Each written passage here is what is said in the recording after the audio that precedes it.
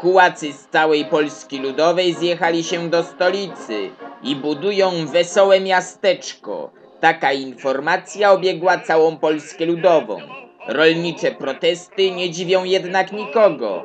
Już w połowie lutego wytłumaczyła je masom robotniczym miast i wsi rzecznik rządu ludowego Małgorzata Kidawa-Błońska, która w szczerych, prostych słowach powiedziała, że ludzie protestują, bo kryzys jest już na zakończeniu i ludzie poczuli się lepiej.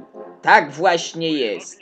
Wychodzą na ulicę, bo partia realizuje swoje sztandarowe hasło i żyje się lepiej. Żyje się lepiej wszystkim.